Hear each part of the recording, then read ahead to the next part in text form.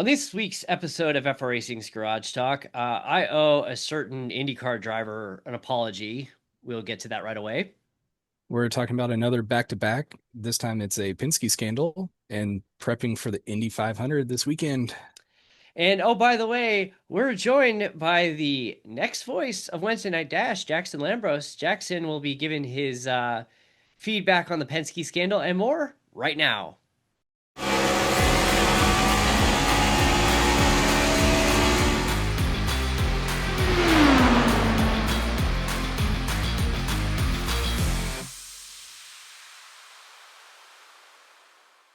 All right, welcome to an all-new episode of FR Racing's Garage Talk. I'm DJ Fluck.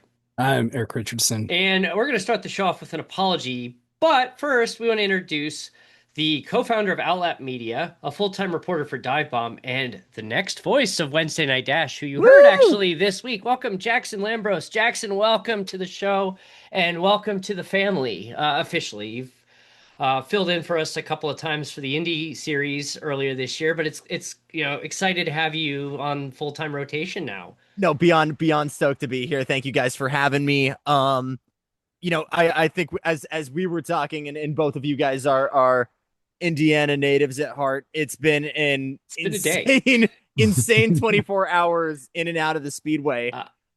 Yeah, to even we'll be getting that. So we'll get to that. But no, I mean, like, racing is a passion for me, and to be able to go and do that, even for a couple of guys that are just like-minded and equally about this, like, that's awesome. So to be a part of this community and for you guys to let me in, I'm super stoked to be here. Wednesday Night Dash. I've already had a blast from what I've called, although tonight may have been a little bit of carnage. I told DJ, like, my computer blue screened right after practice going to quali. I had to restart. I had, I think, 30 seconds between pressing live and green flag. So you guys actually gave me a lot of breathing room in between, to which I was actually very grateful for. I stalled as long as I could before I was like one of the last to take grid. So I'm just like, all right, we got 30 seconds. All right, I gotta go. I got a grid. But I need to start off the show with an apology this week. So last week, Erik and I used the Dumb and Dumber reference, with they're standing at the phone book trying to look up what Mary's last name was, and he's like, Slappy, Slemmy, Swami Swanson, like, why don't you check the briefcase? And Jim Carrey's like, oh, Samsonite, I was way off. Well, in our case, we're doing that, but except we're going Shwartzman. I was way off. Based on the practice, so it was a valid assumption because they didn't really get much practice on Tuesday. The team had 22 laps when other drivers were running 70 plus, and they didn't even have their car ready yet. And going into the recording, he was running like 34th. Yeah, and it was not good. And then all of a sudden, Fast Friday. We got Fast Friday. We come out and tear up some laps. We get, we've got some wrecks. We get to Sunday, and that's when the popcorn comes out. We brought Jackson on. One, we wanted to, say hello and introduce him, but also he put out a really good video earlier this week explaining the Penske racing controversy that started on Sunday, which has kind of been a rain cloud over the Speedway this week until this afternoon, when the breaking news happens that Jim Irsay, the Indianapolis Colts owner, died in his sleep this afternoon at 65. It's been a rough week for the city of Indianapolis. The roller coaster week for sure. And then the Pacers pull off their miracle in Madison Square Garden. Oh my God, what is going on? But let's go back to Sunday real quick. Right. We get Penske.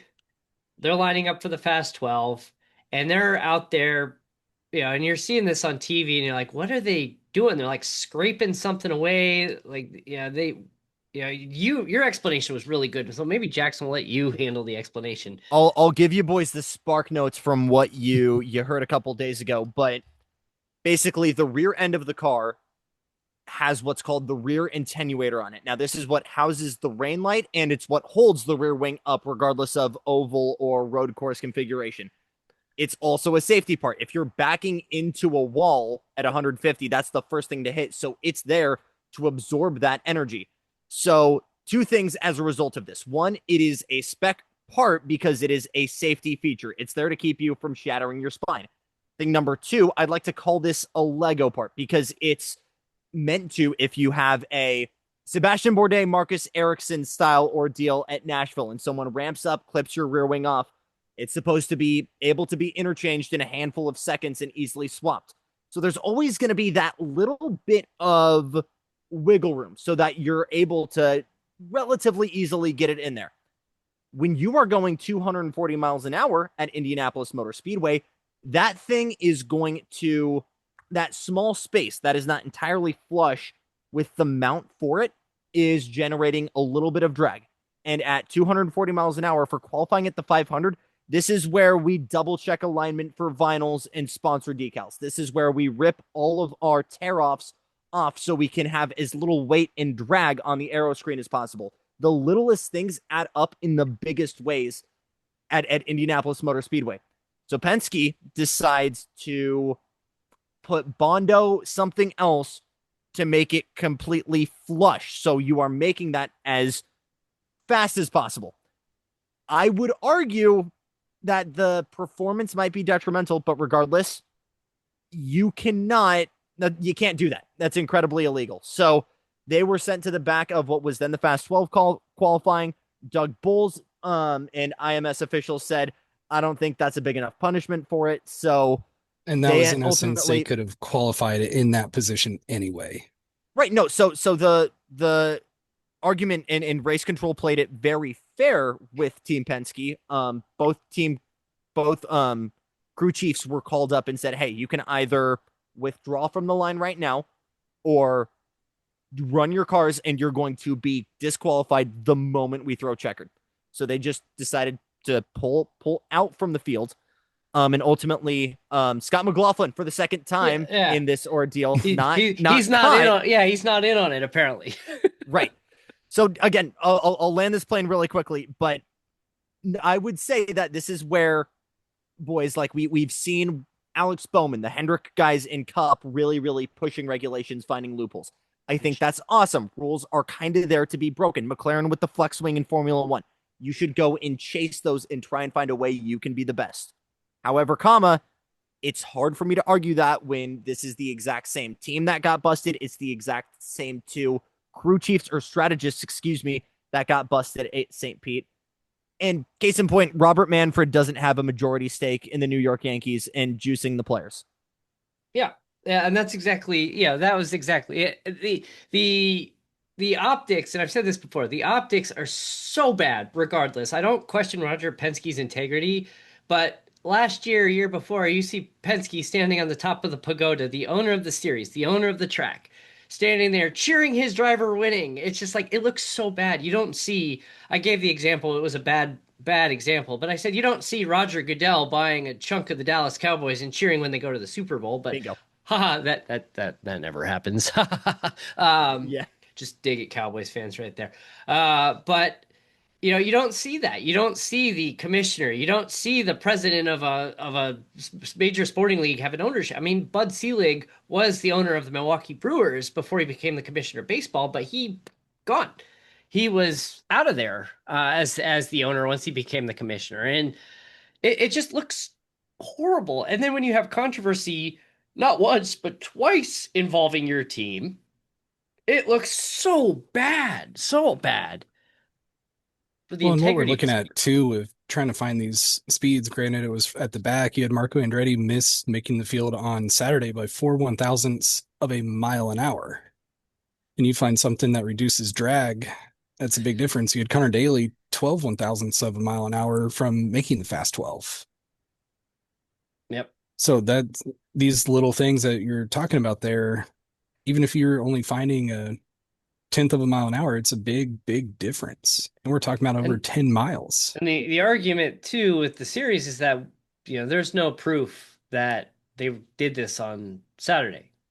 and that's Right. why it wasn't further penalized.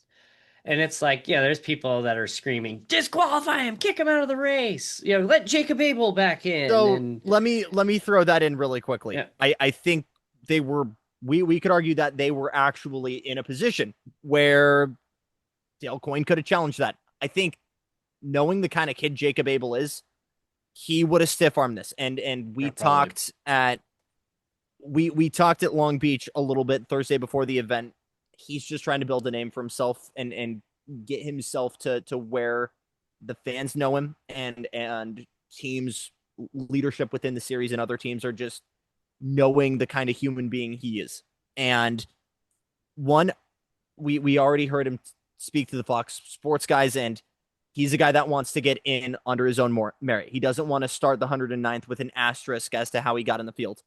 Thing number two, you could also argue, we haven't really talked about the other half of bump day qualifying here, but it's hard to argue that Rinus VK, who ended up making the fields, is going to be having a great day if he's spent all of Monday, and you guarantee he's going to spend a good chunk of Friday trying to find an extra 2 miles an hour per lap in that car. So Dale Coyne in the field, but still, I mean, Rinus is really, really in a hole right now. Yeah. Yeah, that was I was walking the neighborhood with my kid and I was watching and off and on, and that was just tough to watch the coin cars come out and be good, Yeah. Marco, it's like, oh, that wasn't a great lap, but he was never in doubt that he was going to make the field. Right. Uh, there was a video Andretti published this week of they did a hidden taste test of the different I types of saw milk, that. and they stuck the orange juice in there. And Marco goes, Emerson Emerson Fittipaldi. That's so awesome. It's going to They be really never fun forget. once Friday practice rolls around and who has speed. Does Monday hit? Dryer 9 volt was fast, but I they wouldn't say, qualified mediocre. They were both cars were top five. Yeah. I mean, they're good in race trim. Qualifying's always been a struggle for them. And that's a fun difference with the 500. You have to find a qualification setup, and then you also have to find race trim, because they are so different. Yeah. Oh man, So it'll be fun to see where everybody lines up. Yeah. So a couple of questions that really stick out to me after qualifying is one, do we think Joseph Newgarden knew that there was something illegal done with his car? These guys have post-session brief and debriefs where they go over data, but these guys also have dedicated engineering times. So do we think that there might have been a conversation for, hey, there could be something maybe that comes across as illegal going on your car, going to add a little bit more, going to reduce the drag there, but shouldn't be a biggie, pretty much on the lo-fi. I'm interested to know that too, if they are aware or they're just, all right, let's hop into the drive. There's two types of drivers that are out there. And there's one that know like every inch of their car.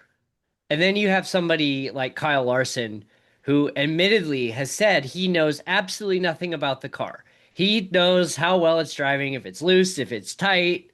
He tells him that. And he's like, beyond that, I just drive the car. I don't know. And I couldn't tell you if Newgarden, which column Newgarden and Willpower fall into. I mean, there's the controversy on. It seems like it's directed at Newgarden because he's a two-time winner. Marshall Pruitt was digging around his car in the museum. They're like, hey, look, there's some residue back here from his 2024 car. And he's like, I don't know if it was, maybe this was a shipping thing. I can't say he actually did this in the race, but it's not a fun thing to have you follow you around right now. The argument that Penske has made is that it was more cosmetic, to which I say it should not be cosmetic if you need a blowtorch on pit lane to take the thing off. That was wild. I'm like, why is there a blowtorch on pit lane? I'm just like, I've never seen that before. I'm like, that can't be allowed. And then you're like, that's not allowed. I'm like, okay, that answers that. And then on top of that, then today they announced Penske Racing, and I said to Erik, I said, you think Cindric survives after this one? I don't think so. And he didn't. Tim Cindric What are the other names? Rzuski and Ron Kyle Moyer. Rzuski and Yep. Kyle Moyer of the top three of the IndyCar program at Penske were all. And Moyer is also McLaughlin's Right. strategist. Right. So all three strategists are now out for the race. A lot of GTP guys from IMSA, and one of the Cup guys going to have to learn IndyCar stuff real quick. Here's the real question. Well, actually, let's break this down really quickly. How do we think Team Penske is going to look for the 500 in the rest of the foreseeable future now? Well, you've got McLaughlin, who's still starting, what, 10th now? He's 10th. Right. Yeah, he'll be starting 10th. And, until he had his incident, and he was looking pretty good this month. Is there yips? Is there, He's had a lot of bad luck in his run so far. He He's has found the wall a lot. So we'll see if he pushes or if he's learned. I could see him moving up. He's in a good spot. I'm interested to see how much the strategist impacts him. But, geez, starting in the rear, that's pretty brutal. Even if you are Penske, and I mean, it's not common, but Mario won in his lone win. He started last and managed to work his way up. Scott Goodyear in 92 started on the last row and very nearly, pulled off the win and the closest finish ever, I think. I think with the nature of these cars and the aero wash that they put off, they're going to be lucky if they hit like the top 20. Yeah, I'm kind of thinking that as Is well. the top couple, three cars, they can get runs and make passes, but once you start getting mired into the field, you get fairly locked in. I mean, you're gonna have to have an aggressive, risky strategy, like Alexander Rossi, like running out of fuel on the front stretch strategy. Oh my God. I'll say this. The farthest back a driver has won the 500 is from P28. Ray Haroon is one of them. That should stand out for you guys because that is the first winner of the Indianapolis 500. Ray Haroon was also criticized because he was driving by himself and didn't have the weight of a crew chief sitting in his passenger seat. So once they get settled and find it again, I have a poster of the Marmon Wasp that I want to get framed and put Oh, hell yeah. I've seen that car up close at the museum. It is beautiful. It's an awesome car. Beautiful car. And I'm just like, I'm so glad because it's like, you have these, anything that's over 100 years old, and especially too with with the Motor Speedway and it almost failing during World War II and it, being in pretty sad shape. That car could easily been lost to time. And somehow it was fun in 16 watching it run around the track again. Yeah. You got this 100-plus-year-old car driving around the track. It's amazing. Beautiful. I think that car is credited to the entirety of open wheel cars as a whole looking like airplane. Because, like, obviously we hadn't really seen aerospace development to this point, but you just had that little tail fin. And whenever I saw that as a kid, I was like, this thing looks like a World War I biplane. And I feel like from a design philosophy, it was just always, Indy cars especially were just fighter jets for the ground. So there was a game show, and I forget which one it was. It was back in the 1960s, and they've had variations of it over the last 50 plus years. It was in like the late 50s, early 60s. And these people would come on and they would say like what they do, and then they'd have to play like 20 questions kind of to guess what with the celebrity panel. And they had Ray Haroon on. He was like in the last years of his life. He was pretty old at that point.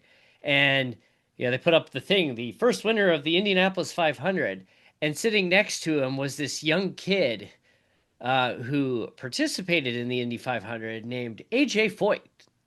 So you had Ray Haroon and AJ Foyt basically like right next to each other on this like late 50s, early 60s game show.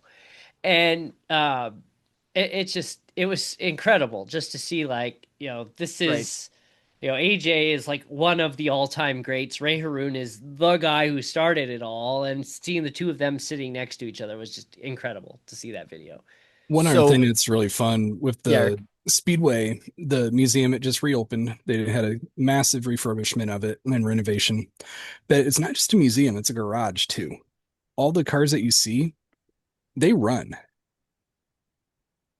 So all those cars can get powered on and take a lap, which I think is really awesome that they do.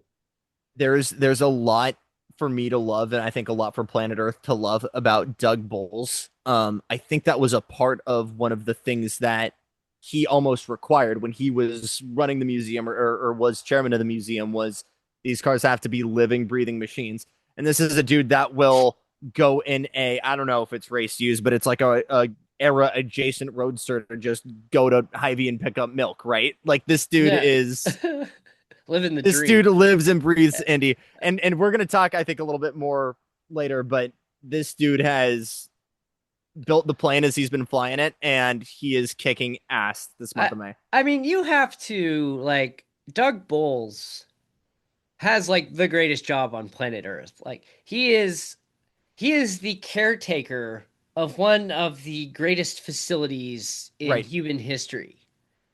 And I'm using the word purposely caretaker because he is. He's like it's his era to take care of this place. And you have a guy where he's a lawyer by trade, if I remember Yep. correctly. And you know, you could very easily, like with nowadays, and you put these money people, these bean counters in charge of things, and they could easily like, cut costs, cut costs, cut costs. We gotta make profit, make profit. This guy gets it. Like this guy understands and truly appreciates the magic of this facility, and like he's taking it very seriously. You said, like you said, with the museum, just how he handles it, how he conducts himself on social media, and now as president, dealing with these shenanigans this week. You know, it's I feel bad for him. It's like that's not. I mean, it's you know, it's what you signed up for, but it's not what you signed up for. Like you shouldn't have to be on the week before your you know your premier event on your Right. calendar having to deal with the own your boss's team shenanigans, and Right. it sucks, but it's you know he's I think he's handling it as well as you can. The dude just seems exhausted, which is fair because the last 72 hours for him have been brutal with all of this going through, and he's already put together game plans for what the future is going to be like, what the punishments have been, um, and kind of how to separate church and state in terms of tech investigation. But the dude's exhausted. So if anyone is watching this still and it's the week before the 500, he is still around and you can pay him in hugs and 12 packs. You know, fun fact, you mentioned his roadster. Last year at Brickyard Weekend, I was driving in Speedway and I saw him pass me going the other way. I'm like, wait, I know who that is. I'm like, I know that guy. Yeah, it's oh man. We've been trying to get him on the show, but it's just not the easiest guy I to get a hold of. yearn to one day be as cool as Doug Bowles. I'll take half as cool as him. It's Yeah, yeah. but it's you know it's nice when you have somebody running the show that gets it. That's you know not afraid to spend a buck and sacrifice a little bit of profit to create that experience. Like he Right. gets it. Like he gets it, and I'm glad. I'm glad he gets it. I'm just hoping that you know some of the other shenanigans with the series, with yeah the schedule and some of the issues with the car, and it's like let's hopefully we can get these taken care Yep. of. You know, the promotion's been just terrible for the longest time, but I'm confident that you know he puts the right team in place. You know, he'll get it turned around Right. as long as All this right. doesn't destroy him. So what's been eating me up really quickly here, guys, Yes, is yes. we've had some big fires. As we mentioned, the three big players in Team Penske going. One of the big ones being Tim Cindric, who not only is a major team player for the entirety of the IndyCar program, but with this. whenever I think the rumor was he would be the one hypothetically getting the keys to the shop whenever Roger formally steps down. Um, One, where does Tim Cindric go from here? And the bigger question, what happens to Austin Cindric? The big question we got to ask. We had a discussion about that in our Discord today, actually. Um, I think honestly, like based on his performance on track the last year, like he's been pretty solid. Right. Yeah, If the Cup team, I'm not letting him go. No, There's no need. No, I mean you're what are you gonna do? I mean, the options are what do you steal Josh Berry from Wood Brothers, who they've got a good thing going right now. Yeah. You could bring somebody up like it was brought out in our Discord. I can't remember, one of the Fuge brothers said you could bring Sam Mayer, who's driving a Ford down there. You've got Sheldon Creed, who's driving a Ford, who can't win a race. I've seen enough. Get Harrison Burton in. No, dude, imagine. bring back Harrison Burton. He's been all right. No shade to Harry. The funny thing is that always felt like such like a road course first hire from Team Penske in my eyes, and the dude has not been great on the road course. Not terrible, but I mean, I think one top 5, and if I can remember, I think genuinely the only top 5 he got was 2022 at IMS Road, if I can remember, but. The guy genuinely has shown pace this year, and I think if you put aside some of the luckier wins he's gotten, what's up Gateway last year, the guy can genuinely wheel, and I think he deserves his shot. He's been up there week after week. He's fantastic on super speedways, always in a good spot, getting a lot of unlucky breaks. I mean, if they send him packing, solid. It's not because of his on track performance, not anymore. I mean, there's questions whether he, deserved the job in the first place, and if he would have got the job if his last name wasn't Cindric. But I don't, now he's gotten wins. He's run up front. He's got top 5s, top 10s. He's proved that he can be there. Maybe the nepotism getting in, but he belongs. Yeah, and he holds his own. Out of turn 4 for the final time, it'll be at Charlotte for his first ever win of the Coke 600 with his father as his strategist for the first ever time. Austin Cindric winning the Coca-Cola 600. Oh, man. Oh, as far as that other part, Tim Cindric, I don't know where he goes. I think teams would have questions. What if he shows up Sunday with a Prema polo on? It won't happen, but imagine.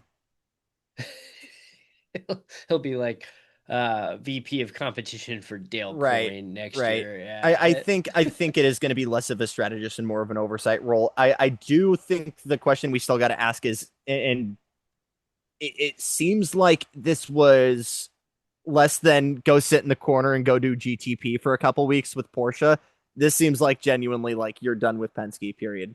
So do those three figure out a way to form their own team? Dude, that's a lot of knowledge. Well, do we think there's some kind of gardening clause in there? Like what we saw with Adrian Newey before he goes to Aston? It's hard to say. That's a good point. That's tough. Adrian Newey. There's some big brain knowledge in there. How awesome I don't know. Would be to see that though. For sure, what we can guarantee is some big losses in manpower for Team Penske. Yeah, it's gonna hurt him in the short term for sure. I don't know how it affects him long term yet, but yeah, can you imagine those three going in like they got to know somebody with a big checkbook? Like, hey, write me a check, and then they start guaranteed they know somebody. Yeah, like Roger Penske is a very very wealthy man who knows other very very wealthy men and women, I'm sure. And you got to think Cindric's been in some of those meetings and he knows those same people. Right. Would you imagine that next year the three of them have their own team? Their logo is like a pirate flag or something like that. Realistically, they'd wait until the new regs, DJ. Yeah. I would not be surprised to see him come back with Prema or Coyne. We haven't even really talked about Robert Shwartzman. We were just like, we were good, and then we were like, the Penske suck. Sorry, Robert. Yeah. Well, I mean, that's that kind of taken the. I mean, it's unfortunate to see something. 43 years, and see a rookie on pole. All right, no cheating. Who is the last rookie on pole? I know the answer. 1983 was the year. Yes, Fabi. It was Teo Fabi. Yes, who is also an Italian. Well, not Schwartzman, but Prema. We got the Italian connection there. So Teo Fabi, that's a name I hadn't heard. 1983 also being the year that Prema was founded. Yes, yeah, and Schwartzman drives the 83. There we go. So now here's another fun trivia for you. 16 was pretty much the last sellout. How many drivers in the field ran in 2016? ooh.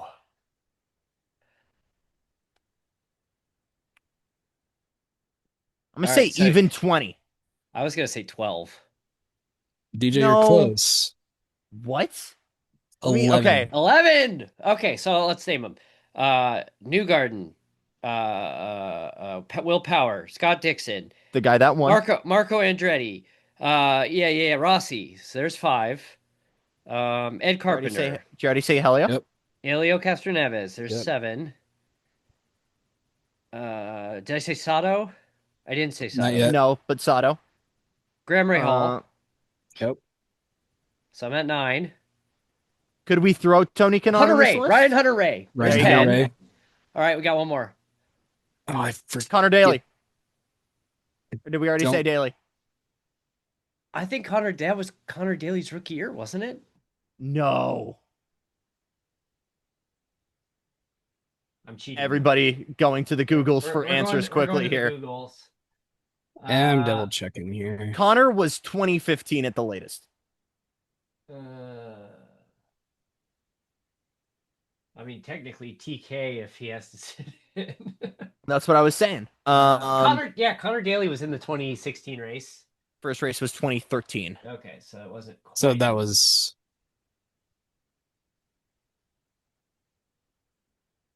Yeah, Hunter Ray. Yeah, we got him. Well, there's some names and some teams that you. Jonathan Bird's racing. Wow. I think you still had Jay Howard running at that point. That might have been. I think that was the last race Buddy Lazier did too. I could be wrong. Lazier was in that race. Oh my god.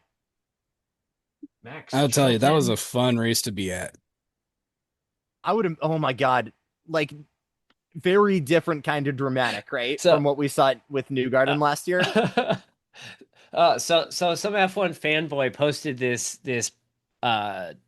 straight up propaganda video this week with it was a clip of Juan Pablo Montoya setting the track record at Watkins Glen. And they're like, Juan Pablo Montoya came over to NASCAR and he smashed the Watkins Glen track record. And someone commented, yeah, show the one where he smashed the jet dryer at Daytona. And someone I saw else another one where they tried to troll IndyCar. Like, here's an IndyCar pit stop. Here's a double stack F1. And comment like, well, one has 12 people over the wall. The other has 4. Yeah. Double the people touching the car. You don't have to take fuel. Yeah, nobody's fueling. It's just I'm so tired of the F1 fanboys. It's like all this, it's great. There's a special skill set. It's it's like, look at Nigel Mansell comes over and wins the championship. Well, Nigel was a special driver, 1. 2, in his first oval race, he broke his back. Like, right. It's like never. I say this as an Alonso fan. Never ask Formula One supremacists what happened to Fernando Alonso in 2019. Yeah. And Fernando Alonso. Oh, look at Kyle Larson, the best driver in the world, driving in circles. It's like, look at Fernando Alonso, the 2-time world driver champion, right? Driving in circles. Like, get out. Like, this is just. Well, the car this year, under race trim, I think it was pretty stable. That qualification setup. That was scary. That had so much weight in the back end. It was scary watching Fast Friday and qualifying. Because we had nearly 4 rollovers. Yeah. Simpson kind of like half barrel rolled. Simpson was so I don't want to say this. We'll say it. I was really scared that attenuator was going to get in the fence and we were going to have a Robert Wickens-esque helicopter crash there. The poles on the fence compared to Pocono is on a different side. The actual posts for the fence are on the fan side, so it'll grab. It won't grab as easily as Pocono, but still scary stuff. Yeah, Mac took out a chunk of track, which that's impressive. Oh my God. He backed into the wall with the halo. Right. Oh, and then he's like, "Yeah, I'm not afraid of crashing at this place. Like, I saw whatever." all those crashes live, and I'm like, oh, Yeah, it just that was scary. I did like the Colton Herta video where he was like calling drivers just to say goodnight and freaking Dude, them out. you want to know the best part of that? Scott McLaughlin was so confused as to why Colton did that, hung up, and the next morning, a porta potty was like right in front of his bus, wide open. Not affiliated as far as we know, but it took late. It took a while for us to get to the pranks here this year, but we finally got him. yeah, they mess with each other so much. And It's it just hilarious. just like Colton, do you need to go visit the doctor and get reevaluated? my favorite one was Rossi because Colton was like, "Yeah, I'm just calling to say goodnight," and like before he even finished, Rossi was just like, "Why?" The most Like Rossi. he knows what. No, it's the most Rossi response Well, and ever. then they snuck in the Hinchcliffe one at the end of the clip, and he's like, Right. "Oh." Just a classic Hinch response. Uh, I think my favorite prank that I've heard of was Helio being gaslit by his entire team into believing that you are responsible for repairing any damage that you caused to the speedway. So there's footage of Helio in the north end after brushing against the wall with like a bucket of white paint, just painting away his marks at the wall. I don't remember that. Oh, Also the that's Signature War 2018, Simon Pagenaud versus Joseph Newgarden, and they kept on signing each other's stuff in the IMS shop at the airport, and then that gradually escalated to just signing like each other's buses, houses, car pieces, and then like the ultimate boiling point was I think night before Fast Friday, Joseph went out for dinner with his girlfriend. Simon did some talking with the state troopers and pulled him over for an expired license plate, which he actually had, by the way. oh. Had him sign the ticket, and Pagano has that framed somewhere now. And that was the official knockout blow. So Pagano did ultimately end up winning that. But I mean, God, was it Dario who had his bike sawed in half at some point? Oh my God. Yeah, there's just been so many good ones over the years Stage I've Karen with the forgotten pace about. car or the Camaro. Just and then most recently, Connor Daly with the hot tub, which I mean that's just asking for it. And then believe it was Alexander Rossi and Ed Carpenter filling it with Orbeez. Have you seen the commercials for their Ed Carpenter's was it Java House or whatever? Very, very office esque. Yeah, yes. I'm impressed. Ed's in the suit and he's the assistant Yeah, regional yeah, manager. yeah. Shout out to Ed Carpenter for being the only person on planet Earth to make Alexander Rossi looks like he G's an F. Like the dude is passionate about Cracker Barrel and horses. And that's it. Those commercials have been really good. I'm like, man, IndyCar, you need to keep. You know what I saw actually the other day? Just watching I don't remember what I was watching, but it was nothing to do with any kind of racing. And Morgan and Morgan, the injury firm Right. that sponsors in NASCAR, had a Kyle Busch ad of Kyle Busch like dropping his kids off at school. I'm like, wow, it's been a while since you've seen like a NASCAR or any kind of racing driver in a commercial not during a racing Not yeah, that's broadcast. It not was it or was just that's like not late promoting night. NASCAR. Yeah, it was like a late night TV or something I was watching and like, wow, Kyle Busch. And they're like, maybe mom could drive us next time. Yeah. Yeah, IndyCar That's needs to get on this dude, because these drivers have personalities. they had it last year. Except like Ray Hall and 5 Hour Energy had the money and they were like, we want to support a driver. And RLL was like, we've got the guy for you, Pietro Fittipaldi. And they were like, oh. No hard feelings at Pietro. I think that dude just needed like one actual full season. And he never got an entire full season tail to tail and then was instantly shown the door. Um, but I mean, Java House obviously doing a great job. I think Ed has just done a really good job in the past couple of months getting, Splenda, Java House, Rossi getting Cracker Barrel in. I'd never heard of Java House before. the sponsors. That's because we're outrageously West Coast. And if you ask someone in Indy what they think of Dutch Brothers, they're going to ask what the hell you're talking about. Oh yeah, I know Dutch Brothers. Yeah, they did Yeah, have. if I can't, I want to go to a Java House just to be like, yeah, I went there. Yeah. Well, they did have actually a little bit of promo stuff at Long Beach, so they do have some kind of an international reach. I think mostly for like K cups and like selling coffee, but I think that's also kind of the issue with a lot of the brands that sponsor IndyCar racing. They're very Midwest in nature. What's up, Hy-Vee? Yeah, there you go. Hy-Vee is awesome. I've still never been to a Hy-Vee.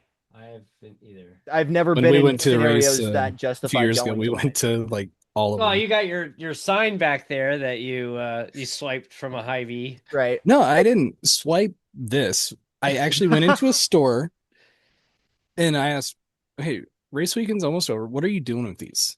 Like, can I get one or can I buy one?" And they're like, "We'll just sure, we'll take it down for you. We're not doing anything with them." Yeah, they're just gonna go in the dumpster probably. But it's funny, you go to different stores and they're 1/18th cars. This store might be $5. This store was still $20, and they're like 3 miles apart. Big Hy-Vee Yeah, guys. that came from Iowa. My Hy-Vee here. I mean, I don't know. Oh man, what was I gonna say? I haven't opened this. Oh yeah, my brain was going to. They're not sponsoring Iowa this year. Nope. And doing that No. weekend, it's some kind of. I think it's Mac Tools. And then my brain after that went to, man, racing in Iowa sucks now. Yeah, that The year partial that prepaid. I went, they had so many passes. Then the next year, in comparison, it was a Non-existent. fraction of it. It was a parade. And not a lot of that is genuinely because of the track repave. I think it is very much down to the hybrid, and you can just get on the button and give yourself that little extra bit of a gap. Oh man. I think we're running out of gas we on got IndyCar here. Yeah, we got an IndyCar. So we'll do a Congrats, quick... Robert Shwartzman. Yes. We're sorry. Sorry. Indy Schwartzman, 500. I was way off. This weekend, tune in on Fox. On Fox, If- yes. Seven If you're in there- the AM for me and Deej. And If you are the there, come around. NASCAR on Get a hold of Fox me is over. between short shoot 1 and 2. I will be there. Oh, that's Come a good say hi. That looks like such a good spot. I still have not been to IMS. I'm looking for excuses to go. I might go for Battle in the Bricks in September. I might see you there. There we go. Yeah. There we go. Yeah. Yeah.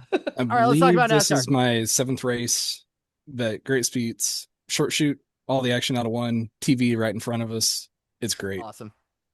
And the Speedway Museum in the background. It's great. I've always sat in either turn 3 or turn 4 every time I've went.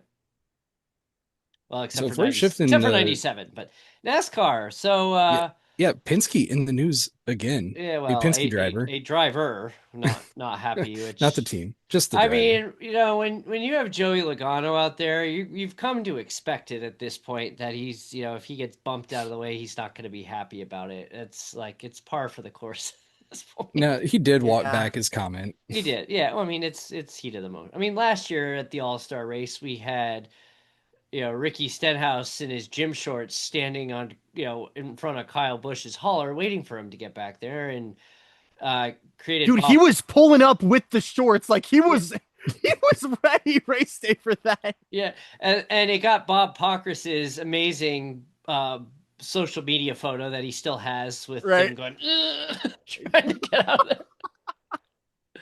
I remember watching Bob's video and see him like trying to get out of the way of the fight, and he turns the camera to his face as he, you know, doing that. I'm like, well, that's hilarious. That facial expression's hilarious. And someone, you know, on Reddit's like, hey, Bob, this is awesome, and gave his profile photo. But Amazing.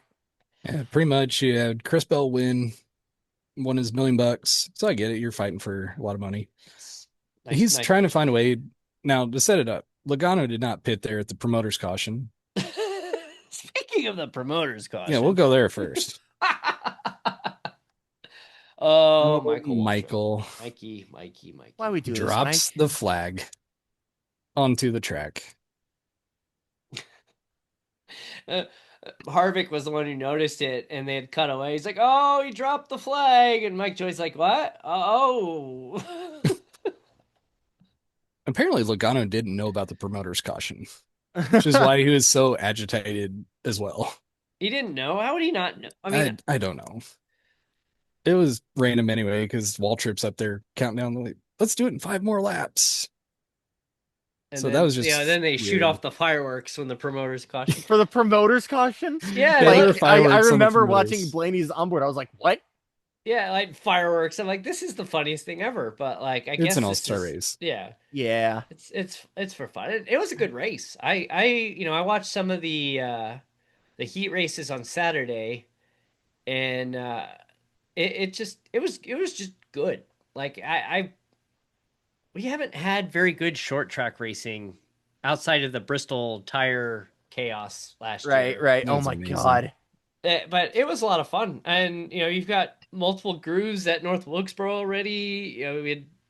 It was just very like I couldn't turn away from it. A lot of these races I turn them on. I'm like, all right, I'm gonna walk away and see what my kids are up to and come back and check it later. I couldn't stop watching. It was good stuff all the way around. And that was such a sigh of relief because I feel like during the heats and during the open, we were already like I was seeing people, write up arguments like it's time. Let's go back to Charlotte. Like this is terrible. Um I mean, it's just such a good story to go back to North Wilkesboro and actually produce like a barnstormer like that. And I think my favorite part is I think it was Papa Bob that asked Christopher that asked Bell in the post race presser. He was like, Joey was saying that he was really like not happy with your move, and Christopher was like, "Is he like what did I do wrong? I don't know what I did wrong. I did what I was supposed to do." Uh, It's so funny. Like Bell finally gets past him. And the move that Logano didn't like, yeah, he got run up the track a little bit. But if you watch like the 20 laps beforehand, Logano's pushing Bell down to the bottom. He's running him up the wall. He's blocking him. It's like, what do you expect? have you seen the clips of Christopher Bell and his wife that they've been putting on social media recently? Is this the dog stuff? I Yeah, they haven't. they did like ask a question and see if you match like how do you know Chris is mad? And she's like, oh, I know this one. He doesn't speak. And they like the whole like newlywed game thing, but Right. and it's like, what is Christopher like? What's his specialty cooking? And she's like, nothing. His wife is pretty funny, and they showed some clips of her on sitting on the pit box, and you've got his crew chief there sitting right in front of her, and she's like, you see the look on his face, just kind of like, and Christopher's like, look at it. He's probably like, look at that crazy ladybug. Oh, it's pretty funny, good stuff. It's kind of funny. I think Logano's starting to be like public enemy number one. Hamlin's kind of Hamlin's mellowed out a little bit, and Logano's I like, feel I'm like picking in this up. my time watching NASCAR, Logano has always been number one up. But I mean, I came in the height of in the wake of the Kenseth Logano at Martinsville yeah. thing. So it's Well, kind of hard for me to argue that.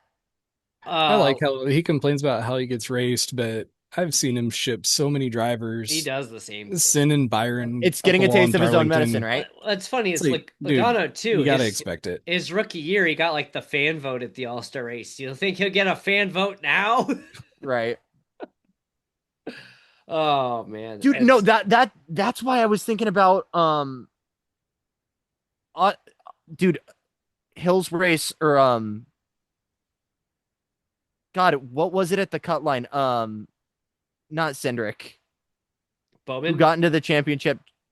Who drives the 3? Why am I Oh, having a uh, stroke right Austin now? Dillon. Yeah, Austin Dillon, other Austin. Sorry. Austin was so lucky that he literally walled the 2 most unlikable drivers in the championship to make it to the playoffs. Because if that was, I don't know, dude, if that was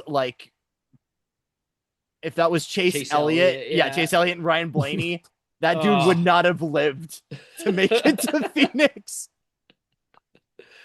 oh man, yeah. That's just a lot of chaos on the NASCAR front. But we're moving to Amazon Prime this weekend. We're free.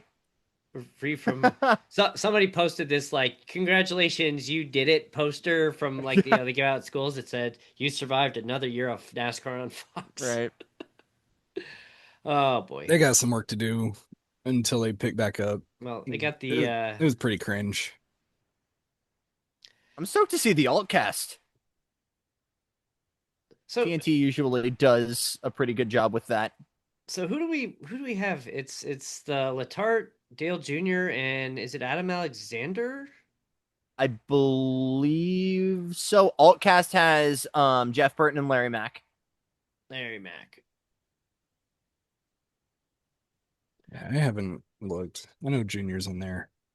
Yeah, the Junior's on the big one. Junior and Letarte, they're doing these like promo commercials for it. I saw that. And they posted like the bloopers from it and like over and over again. What's my line? Junior's like, what's my line here? What line? I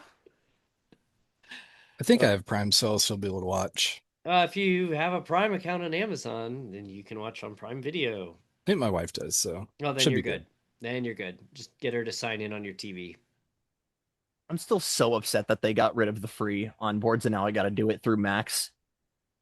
That was my. I wouldn't even. It's HBO Max now. Oh wait, it's HBO Max again because they made it right. I just HBO and their handling of that and like, the clips making fun of themselves and they have like this Curb Your Enthusiasm and it's like, what did we learn? Nothing. Nothing. Oh boy, so Formula One. So, yeah, the end of the trifecta. Oh, yep. Really quick. Yep. Congrats, Kurt Busch, Harry Grant, and Ray Hendrick. Yes. Hall of Famers. Congratulations, Indianapolis 500 Rookie of the Year, Kurt Busch. Yeah. Someone pointed out this week, like, not enough credit goes to Kurt Busch for what he did in 2014, I think it was. Yes, and I think the more insane part was he was the first guy to do it since Tony Stewart, and that was nearly 15 years prior that someone had done the double. Yeah. So he kind of got a pulse back into that even being a thing in the first place. And I think Kyle Larson would have done it anyway and would have found a way to do it anyway the past 2 years, but just I really think Kurt Busch like really, really paved the way for him to even make that a conversation in the past decade. Yeah, he finished sixth. So we know we'll see Larson at the 600. Off the winning. We know Larson will be at the Coke 600. Does he finish all 1,100 miles? I think that's kind of his goal now. Like he knows we have rain in the forecast. That's what the goal has always been. Yeah, like I don't think he's gonna. He's too far back to try to win. So I think he's just gonna try to finish on the lead lap. Actually, get into the Coke 600 on time.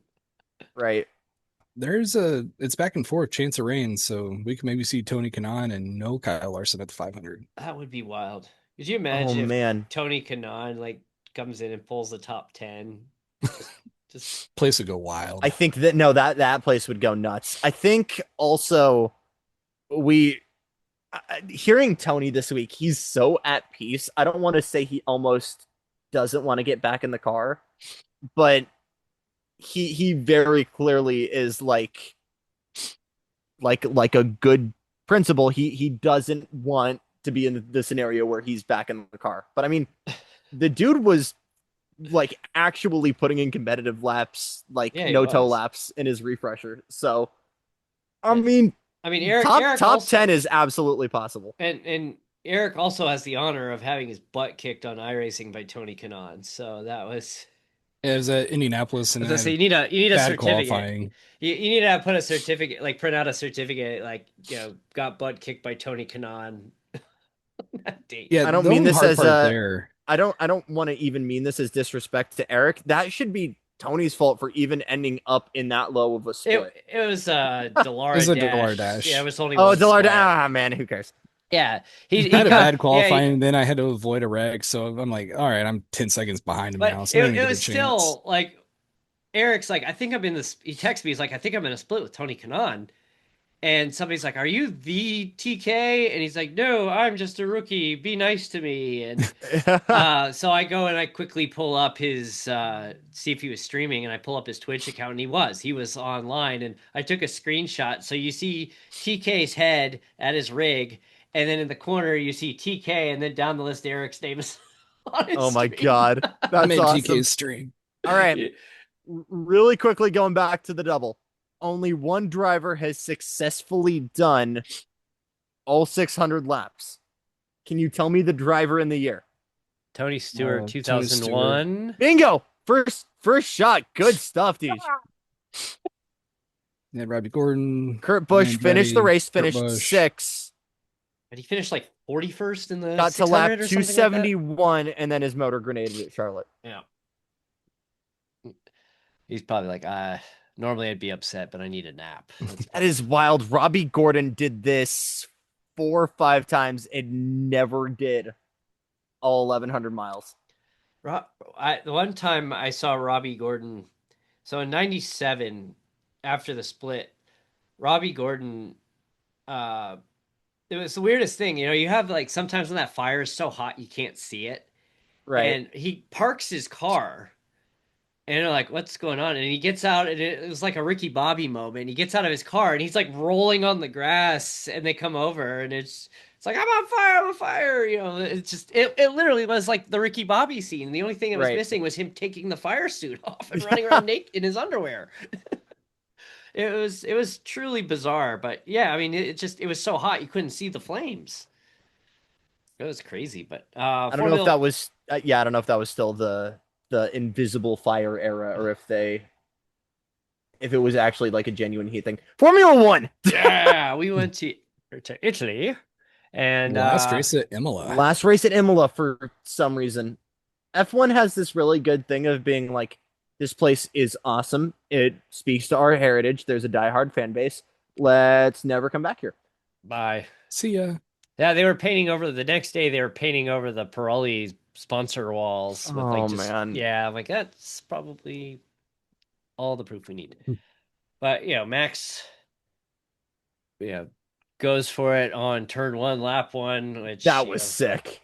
That was a great move. We always say you can't win a race on turn 1, lap 1. Well, Franz Hermann proved us wrong. All right. Dude, I came up with the dumbest theory, and I'd like to call it the netcode theory, but you never know how close is actually that contact point. And I think that has moved over to Max's mentality when he races. So he has this like mental cushion of how close is probably too close, and is able to get right there, which is why he's able to do those like knife edge side-by-side passes. That's what I want to see in Formula One. Get rid of this. Oh, it was my corner. Like, race got to the side. Apex first. Race side by side. Come on. Although in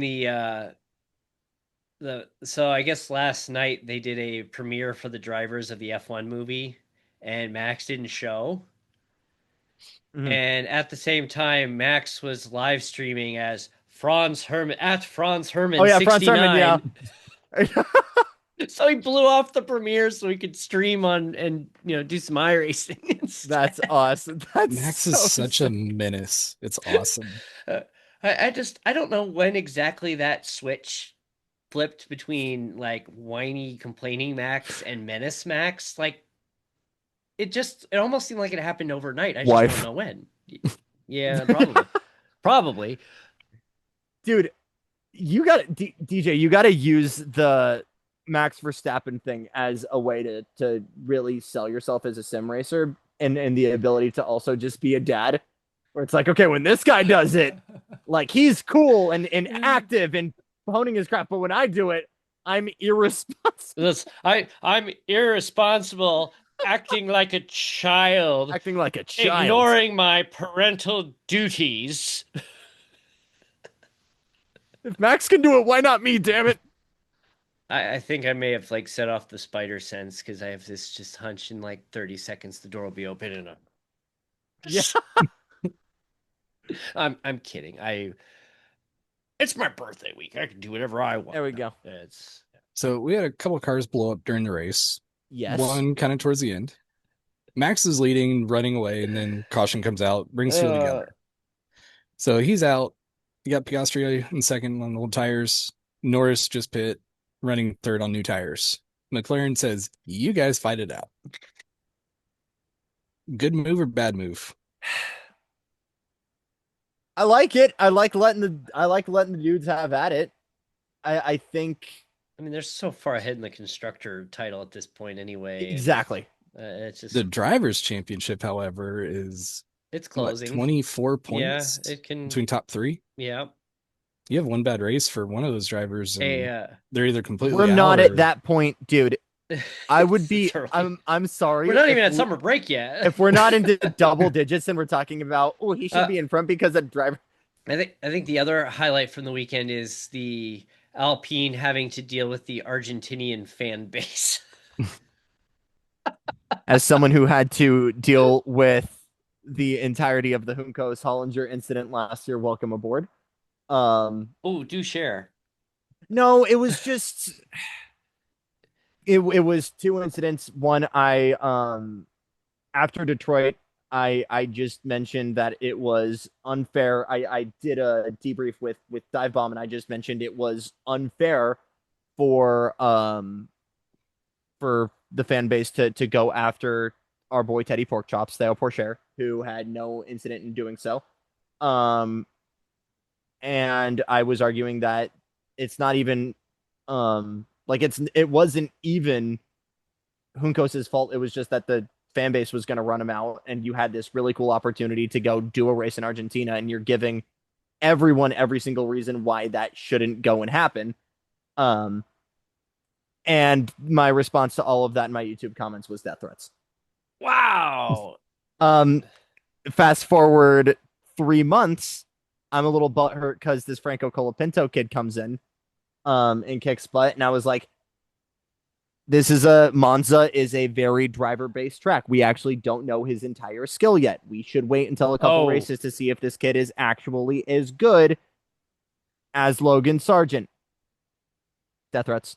so so you're telling me you're on the public enemy of the Argentinian race I'm fan not a board? public enemy. I've met some awesome people who are from Oh, sure, of course. Argentina, and not. I think there are some people that are the Dallas Cowboy fans of no, that's not close enough to me. They're the Dodger fans of motor racing, where it's like if someone dares speak ill Oh, of Mookie Betts, like oh I am yeah. going. It is So pitchforks up, baby. there was Like a so the Dodgers and the Diamondbacks were playing, and in the background they had a picture of a guy sitting in the front row, and he was wearing a ball cap.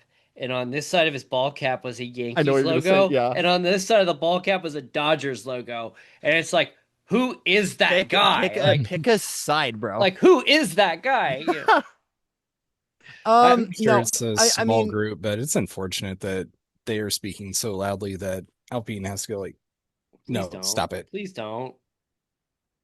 and it's sucks because now if this keeps up, you've got to now have that and ask yourself, is that potentially a tax I've got to deal with if I'm dealing with any driver from Argentina, right?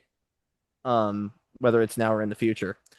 And that's So multiple occasions now where it's like, I don't know if I want a driver from Argentina, no matter how good they are. Because do you yeah, want that baggage to come with it? exactly. It is pretty wild though that like you have auto racing, but you have two completely different sports, two completely different drivers, two arguably different fan bases, yet exact same behavior. Yeah, It's it's it's wild. for I mean, they are just as passionate about it though as they are about football or soccer. There, like you see the way those guys get with Messi, right? Yeah. Oh yeah. So it makes sense, and I think it's just the way you express your passion in two very very different ways. Um, and it sucks because they genuinely do have like racing heritage there. They have the Argentinian stock car series, which Juncos has history in, and a lot of their drivers have history in. So It sucks, man. Yeah. I think Canapino, looking back, probably put too much into it and was unfortunately laughing along with a lot of the fans at that point. And I don't want to totally open this can of worms back up, but what separates the Colapinto incident from everything um with Colapinto, or yeah, what Canopino. separates Canapino from Colapinto, right? My brain hurts. Yeah, it's like It's it genuinely feels like this dude does not care and he just wants to go do race car shit. That's the only separation for me, which is the way it should be. Yep. All right, Hopefully we're that'll tone down there. yeah, we're get Yes. going along here, so we're gonna quick some iRacing. As you know, we mentioned Jackson will be joining us next season as the regular announcer. As we mentioned, Trevor's going to be stepping down and heading to college, so Jackson will be the next voice of Wednesday Night Dash. You heard him this week on our Bristol caution parade because it was rough. Um, It was fun. A lot of it good was door-to-door racing it and was fun until I had a 2.5 minute tow That for was bull junk. like what? Like 2.5 minutes. It's like what? You have to count wait the time it takes for the tow truck to drive out Right, there and right. then like whatever. I think we can keep it. We just got to put it at night. We did Yeah. it at day this time and This was the first time we've done a Bristol day race. The previous couple times they've been at night and it's been great. been much better. It's just I'm gonna Or blame the tunnel at the entrance of turn three because it yeah, I've was noticed. windy. I think it created a wind tunnel and just kicking the cars out. But yeah, or we've been having problems at turn three all week. I don't think the time of day is an issue or weather is an issue. I just think we go run Bristol Dirt next season. we We we toyed with we dirt in the past and we we're like, we we no we tried asphalt. it. We actually tried it with a truck series a couple summers ago, and we were having Mhm. so many problems with it that we just like, all Ah, right, beans. we're going back to. I mean, it was also a few years ago too. Like and a lot of the same drivers have been with us since then, and we just kind of like, all right, executive decision. We're going to concrete. Let's go. Yeah, We're going, yeah. but yeah, we're going to Lime Rock Park, and I've opened another shenanigans and made a it's one of those things where I had to make a decision that was no matter what was not going to be popular with a group of the With someone, drivers. right? Yeah. So it's just like, look, this is fortunately, this sucks because the truck series is heading to Lime Rock Park in July, but iRacing has not released a fixed setup for Lime Rock Park yet. So we've been experimenting around, and so I put two polls out. I said, do we do a fixed setup and pick a different because no we haven't found a free setup anywhere either with any of the setup shops. I found one where you had to pay, but everybody has to pay for the license, so we're not doing that. So I said, okay, so poll question number one, do we do open setup or do we do a fixed setup and just pick a different track? And it was 50-50, like literally 50-50 on open versus fixed. And one of the people like, please not no open. I'm not gonna say what it was, but they said, please no open. Okay, I was just saying, I'm just curious, what's your logic? And they said because I wanted to actually some of the people who might run better are going to run away with this with an open setup. And I said, okay, that's a Right. fair assessment. So I said, okay, question number two: if we do a fixed setup, here are your choices of your fixed setup. Which would you prefer? And so I put Watkins Glen, I put Sonoma, I put Mid Ohio, and I put Coda. It was 50-50 Mid Ohio and Sonoma. And I'm just like, that did Yeah. didn't get I Good got job, two guys. I got two 50-50 polls here. Like crap. All right. So I'm like, well, this is gonna make somebody mad. So I said, like, okay, so honestly, like somebody's gonna be mad regardless, but I gotta make a decision here, give people time to prep. We give an extra week for the road course because we do. That's just always what we've done. And I said, okay, here's the deal. I said, we're gonna do an open setup. However, you must pick one of the fixed setups from iRacing. Right. And because like nobody can decide between Sonoma or Mid Ohio because it's literally 50-50. If you want Mid Ohio, fine. If you want Sonoma, fine. But we're going to go off the honor system here that you're not going and you're going to be fine tuning it over the next 2 months to give yourself an unfair advantage because we are by definition a fixed series. So it's a fixed open race basically. And it's gotten some response. And you know what? I get it. I'm sorry. Like, I wish iRacing would have come through with a fixed setup. Blame Um, iRacing. Yeah. yeah, but like, it's too late to change it now. A lot of people have put a lot of hours in prepping for this race. I don't want to just like, all right, we're going to Watkins Glen. Screw it. Like, we're not Yeah. doing that. It's on the schedule. People have prepped for it. They've prepped in their own way. People with Mid Ohio. Some people have prepped with the Sonoma setup. Um, and it's just can't make everybody happy. So it's like, okay, Right. I'm gonna make the best decision I think possible based on what I have access to and the information I have and the feedback I've received. And you know, that's what we're doing. And I know it won't be popular, but you know what?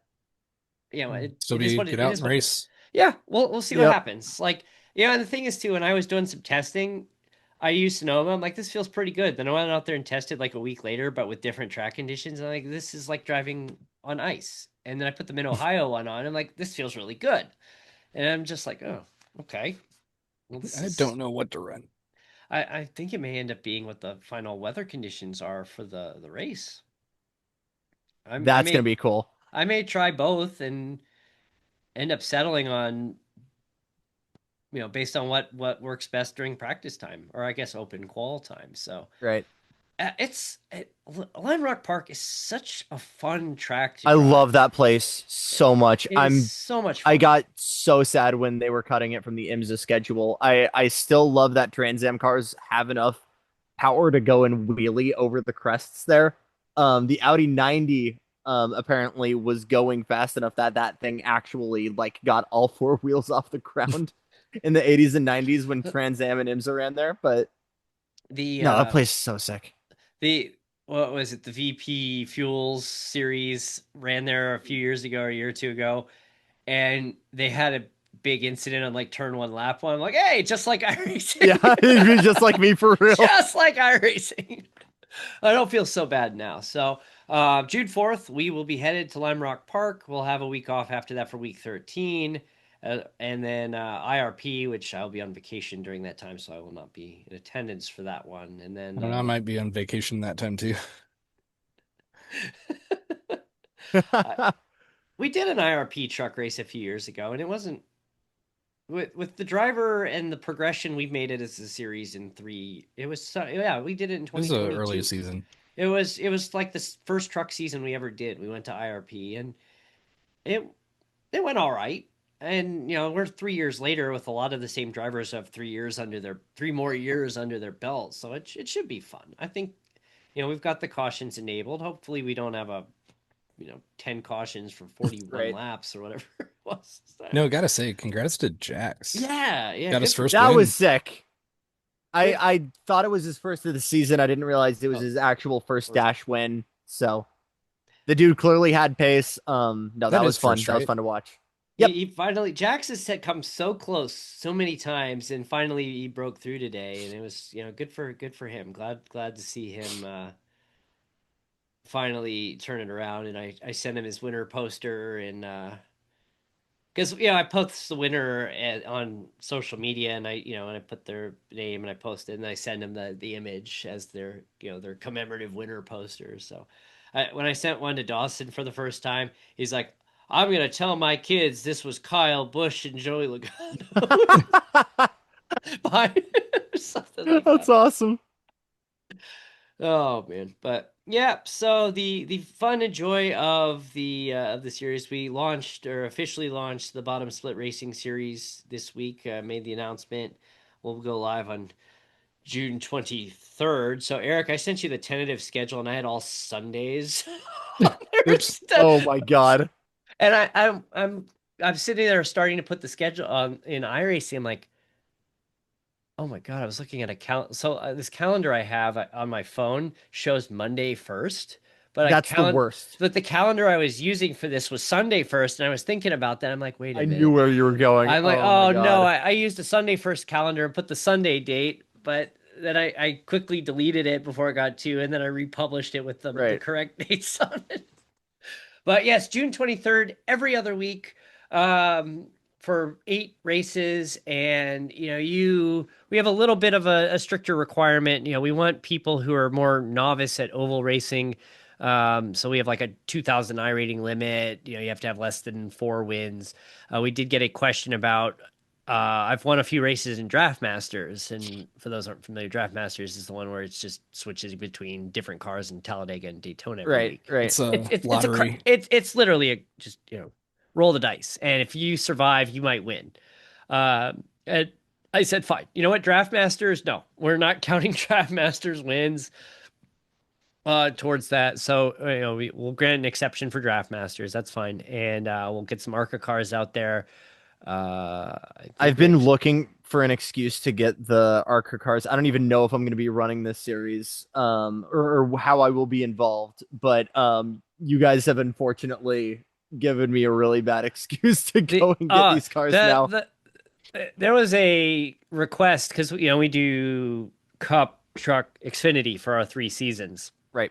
and and I said like, no, we're not doing ARCA bringing because we used to do ARCA, but we stopped because we knew it was coming to its end of New one life. was right. So and I said, well, it also makes sense too that we do, if we're gonna switch it up, we should be doing the ladders of NASCAR, Cup, Truck, Xfinity. And then we did when they released the ARCA car, we did a test race at Charlotte, and it was so much fun. It was total chaos, but the racing was so much fun, and I ended up crossing the finish line sideways, and it just then we finish it, and the first comment in the Discord: request to make the fall season ARCA, and Yeah. I'm like, knew that was going to happen. Um, but no, we will be sticking with the Xfinity. The ARCA series will be um, the development league. Just like real life, ARCA Right. is truly a development league. We're focusing on developing that racecraft, and we've got 4 or 5 drivers from the Wednesday night dash series who are going to be dropping down and doing double duty on that season as well. And you'll get a couple races in because it'll be in between the summer and fall series, and we will. Those You see watching. nothing. You see nothing. But yeah, it's I'm looking forward to it. So we'll run that on Monday night. I'll be jumping in here and there, but I'll be kind of stepping back as more executive producer role. Eric, Can I I think. can I ask to invoke one rule? What's that? I'm. Anybody pulling up with the number 30 kinetic car trying to act like Cletus McFarland Oh. getting doored immediately. It's nothing against Cletus. It's just like I know as a God-given fact, seeing one of those cars in the lobby is like seeing anyone running a Red Red Bull in Bull. a Formula V or F4 lobby. Yeah. I yeah, that's a valid observation. I didn't even think about that. But Mr. McFarland, aka Garrett Mitchell, Mr. Mitchell. will be running in the Charlotte race on Friday, which Yeah. is good for him.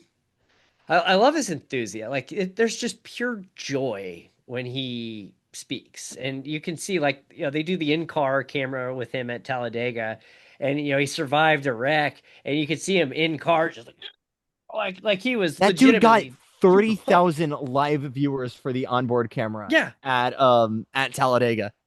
That's like there. Nuts. I don't think I think between Talladega and Daytona, I don't think Arca's ever had that many TV or No. live stream viewers ever.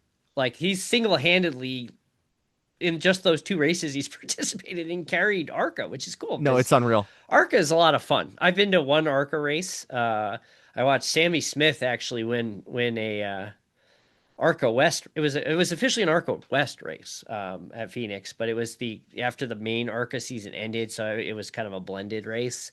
Mhm. But it's fun. It's a lot of fun. You're seeing the future of the sport. You occasionally like Grant Enfinger will be dropping down and running in the ARCA race at Charlotte, and then turning around and Right. doing the truck race like right after. So he's got a double, which is kind of wild.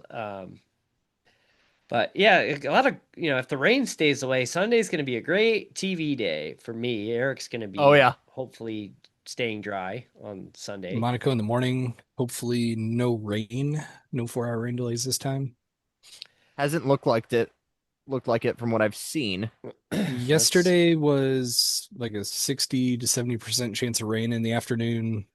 Then it changed today. It'll be warmer and less chance of rain.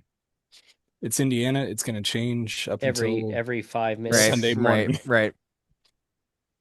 So All we'll see. right. Apple Weather says 0% chance of rain on Sunday for Speedway, Indiana. For now. High of 67. Ooh, that's It Still is not on close to target the to be like coldest. one of the coldest 500s. not, it can't be any worse than 92. That was, That was 58 degrees. Oh, Jesus.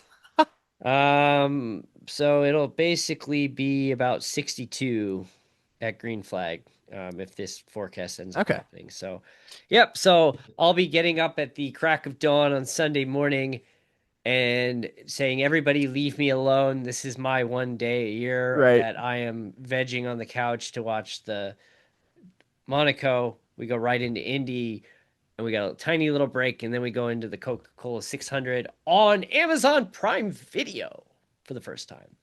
I believe we are leaving at about 7 a.m. to head south to the track. I feel like that doesn't. I don't know how this works, but I don't know if that even justifies enough time. I know people who are regulars that are like there for gate open. That's early. If all goes well and how I've done it in the past, including the 100th running, we should be parking by 10. Okay. Where do And you? that's stopping on the way. I remember I like the times I went. I would park like on Crawfordsville Road. I would park on like a strip mall. There's like a TJ Maxx in there or something like Right. that. Yeah, and I'd park there and then walk like the rest of the way. So yeah, I'm gonna park outside of turn two in the neighborhood there. Usually right around Tibbs Avenue and 16th. Big thing is just You're getting fine. across the river. Once you get across White River, then I'll go up into a point, then I duck into the neighborhoods and I'll drive around there and avoid all the traffic. And be sure to say hi to Andy. Are you gonna run into? Do you have plans to run into Andy? Um, Maybe Saturday at some point. Oh yeah, you went to like a cookout with him on Saturday last year, Yep. and that's where And you ran Marshall into Pruitt was there. yeah, Marshall Pruitt just like walked down the street and he's like, "Hey, you want to go see? Was it Renus VK?" Yeah, I walked like 4 houses down. There's Venus VK. What's funny, my cousin was like one street over and I didn't even know at the time. Eh, I would have gone and crashed their party. It's a family affair. So Indianapolis Motor Speedway, magical place. So enjoy the racing this weekend, everyone. And Jackson, again, welcome to the family, and thank you for stopping by and sharing your Yeah. Penske feedback with us. It's been very insightful. Been fun, boys. Thank you for having me.